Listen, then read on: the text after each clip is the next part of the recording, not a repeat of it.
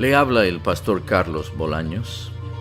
En esta ocasión la lectura de la palabra del Señor se encuentra en 2 de Samuel 9 al 11 y Lucas capítulo 15, 11 al 32. El rey David averiguó si había alguien de la familia de Saúl a quien pudiera beneficiar en memoria de Jonatán. Y como la familia de Saúl había tenido un administrador que se llamaba Siba, mandaron a llamarlo. Cuando Siba se presentó ante David, éste le preguntó: ¿Tú eres Siba? A las órdenes de su majestad, respondió. ¿No queda nadie de la familia de Saúl a quien yo pueda beneficiar en el nombre de Dios? Volvió a preguntar el rey. Sí, su majestad. Todavía le queda a Jonatán un hijo que está tullido de ambos pies, le respondió Siba. ¿Y dónde está? En Lo-debar. Vive en casa de Maquir, hijo de Amiel. Entonces el rey mandó a buscarlo a casa de Maquir, hijo de Amiel, en Lo-debar. Cuando Mefiboset era hijo de Jonatán y nieto de Saúl, estuvo en presencia de David. Se inclinó ante él rostro en tierra. ¿Tú eres Mefiboset?, le preguntó David. A las órdenes de su majestad, respondió. No temas, pues en memoria de tu padre Jonatán he decidido beneficiarte. Voy a devolverte todas las tierras que pertenecían a tu abuelo Saúl, y de ahora en adelante te sentarás en mi mesa. Mefiboset se inclinó y dijo: ¿Y quién es este siervo tuyo para que su majestad se fije en él? Si no valgo más que un perro muerto. Pero David llamó a Siba, el administrador de Saúl, y le dijo: todo lo que pertenecía a tu amo Saúl y a su familia se lo entrego a su nieto Mefiboset. Te ordeno que cultives para él la tierra y guardes la cosecha para el sustento de su casa. Que te ayuden tus 15 hijos y tus 20 criados. En cuanto al nieto de tu amo, siempre comerá en mi mesa. Yo estoy para servir a su majestad.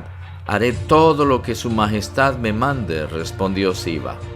A partir de ese día, Mefiboset se sentó a la mesa de David, como uno más de los hijos del rey.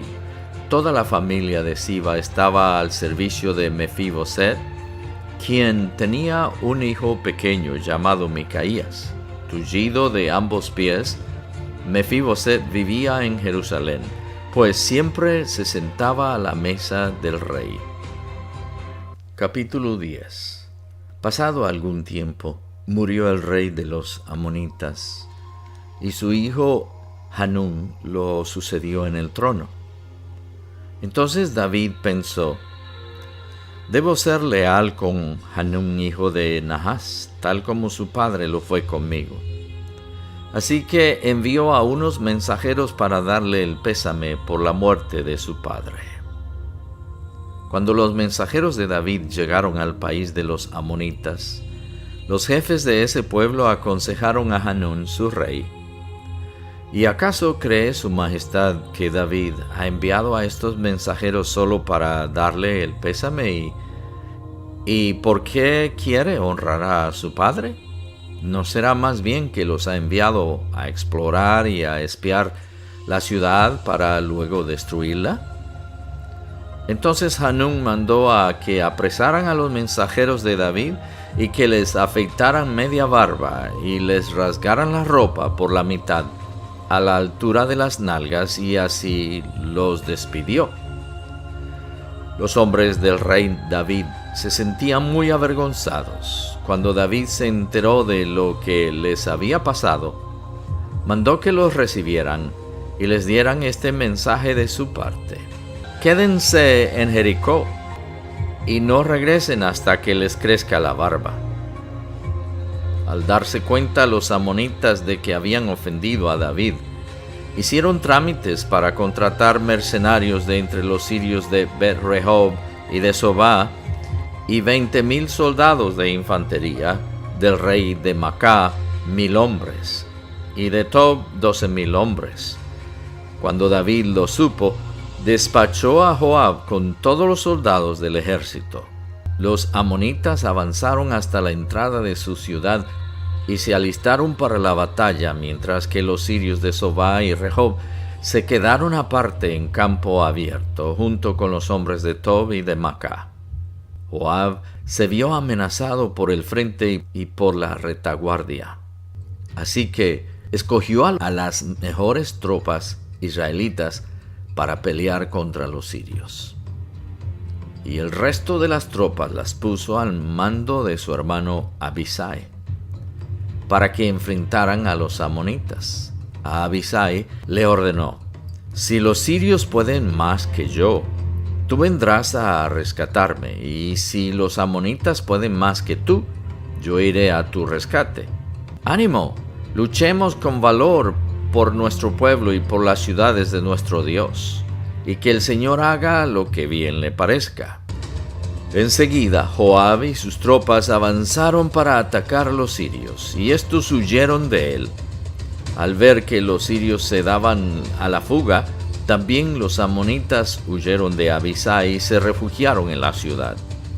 Entonces Joab suspendió el ataque contra los amonitas y regresó a Jerusalén.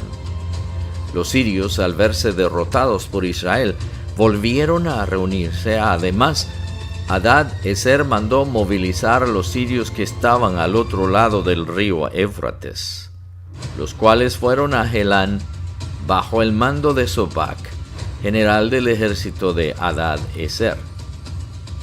Cuando David se enteró de esto, reunió a todo Israel, y cruzó el Jordán y marchó hacia Helán. Los sirios se enfrentaron con David y lo atacaron, pero tuvieron que huir ante los israelitas. David mató a 700 soldados sirios de caballería y 40,000 de infantería. También hirió a Sobac, general del ejército sirio, quien murió allí mismo. Al ver que los sirios habían sido derrotados por los israelitas, todos los reyes vasallos de Hadad-Ezer hicieron la paz con los israelitas y se sometieron a ellos. Y nunca más se atrevieron los sirios a ir en auxilio de los amonitas. Capítulo 11. En la primavera, que era la época en que los reyes salían de campaña, David mandó a Joab con la guardia real y todo el ejército de Israel para que aniquilara a los amonitas y sitiara la ciudad de Rabá, pero David se quedó en Jerusalén. Una tarde, al levantarse David de la cama, comenzó a pasearse por la azotea del palacio y desde allí vio a una mujer que se estaba bañando. La mujer era sumamente hermosa, por lo que David mandó que averiguaran quién era y le informaron. Se trata de Betsabé, que es la hija de Elián y esposa de Urías el hitita. Entonces David ordenó que la llevaran a su presencia, y cuando Betsabé llegó, él se acostó con ella. Después de eso, ella volvió a su casa.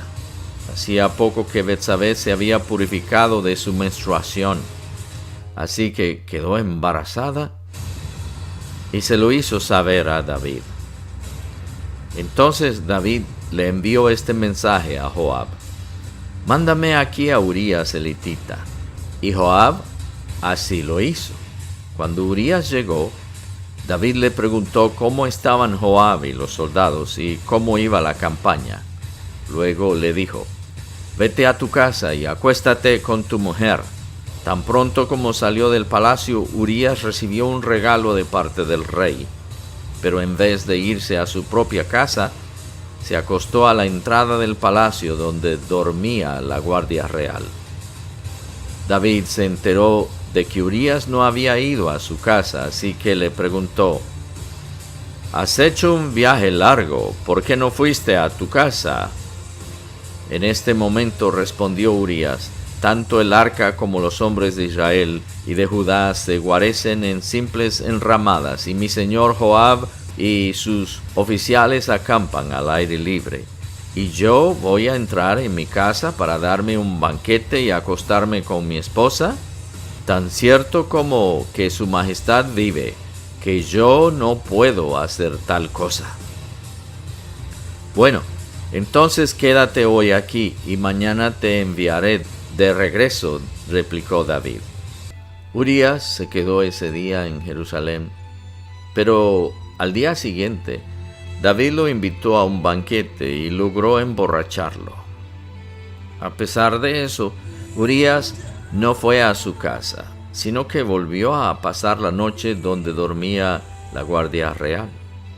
A la mañana siguiente, David le escribió una carta a Joab y se la envió por medio de Urías. La carta decía: pongan a Urías al frente de la batalla, donde la lucha sea más dura.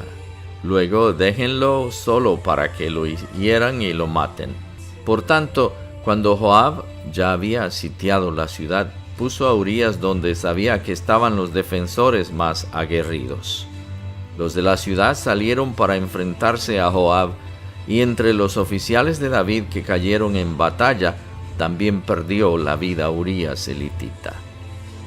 Entonces Joab envió a David un informe con todos los detalles del combate y le dio esta orden al mensajero: cuando hayas terminado de contarle al rey todos los pormenores del combate, tal vez se enoje y te pregunte: ¿por qué se acercaron tanto a la ciudad para atacarla? ¿Acaso no sabían que les dispararían desde la muralla? ¿Quién mató a Abimelech, hijo de Jerubbeset? ¿No fue acaso una mujer que le arrojó una piedra de molino desde la muralla de Tebes y lo mató? ¿Por qué se acercaron tanto a la muralla? Pues si te hace estas preguntas, respóndele: también ha muerto Urías elitita, siervo de su majestad. El mensajero partió y al llegar le contó a David todo lo que Joab le había mandado decir. Los soldados enemigos nos estaban venciendo, dijo el mensajero, pero cuando nos atacaron a campo abierto pudimos rechazarlos hasta la entrada de la ciudad. Entonces los arqueros dispararon desde la muralla a los soldados de su majestad, de modo que murieron varios de los nuestros. También ha muerto Urías elitita, siervo de su majestad. Entonces David le dijo al mensajero: dile a Joab, de mi parte, que no se aflija tanto por lo que ha pasado, pues la espada devora sin discriminar.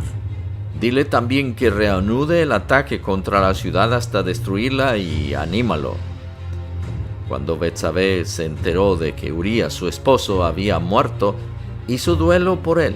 Después del luto, David mandó que se la llevaran al palacio y la tomó por esposa. Con el tiempo, ella le dio un hijo. Sin embargo, lo que David había hecho le desagradó al Señor.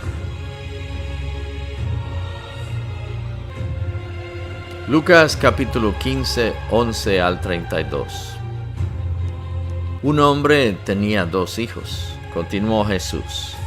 El menor de ellos le dijo a su padre: papá, dame lo que me toca de la herencia. Así que el padre repartió sus bienes entre los 2.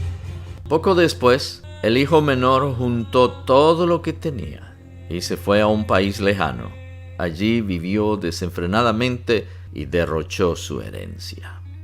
Cuando ya lo había gastado todo, sobrevino una gran escasez en la región, y él comenzó a pasar necesidad.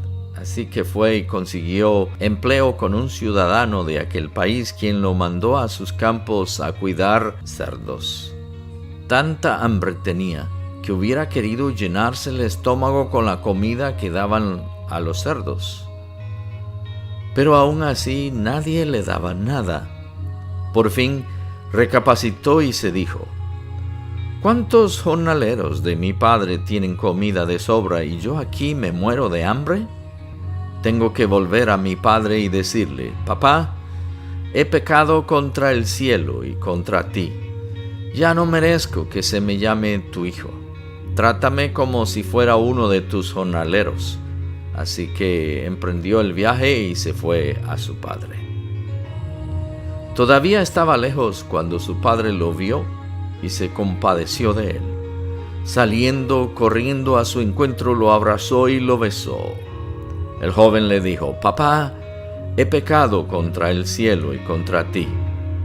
Ya no merezco que se me llame tu hijo». Pero el padre ordenó a sus siervos: «Pronto, traigan la mejor ropa para vestirlo. Pónganle también un anillo en el dedo y sandalias en los pies. Traigan el ternero más gordo y mátenlo para celebrar un banquete, porque este hijo mío estaba muerto, pero ahora ha vuelto a la vida. Se había perdido, pero ya lo hemos encontrado». Así que empezaron a hacer fiesta. Mientras tanto, el hijo mayor estaba en el campo. Al volver, cuando se acercó a la casa, oyó la música del baile. Entonces llamó a uno de los siervos y le preguntó qué pasaba. «Ha llegado tu hermano», le respondió, «y tu papá ha matado el ternero más gordo, porque ha recobrado a su hijo sano y salvo». Indignado, el hermano mayor se negó a entrar, así que su padre salió a suplicarle que lo hiciera. Pero él le contestó: «Fíjate cuántos años te he servido sin desobedecer jamás tus órdenes, y ni un cabrito me has dado para celebrar una fiesta con mis amigos. Pero ahora llega este hijo tuyo que ha despilfarrado tu fortuna con prostitutas, ¿y tú mandas matar en su honor el ternero más gordo?». «Hijo mío», le dijo su padre, «tú siempre estás conmigo, y todo lo que tengo es tuyo.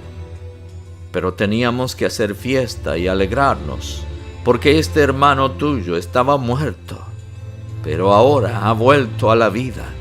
Se había perdido, pero ya lo hemos encontrado».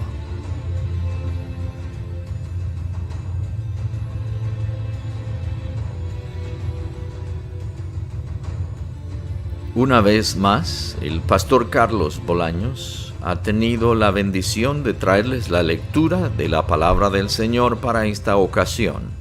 Aquí te espero para la próxima. Hasta pronto.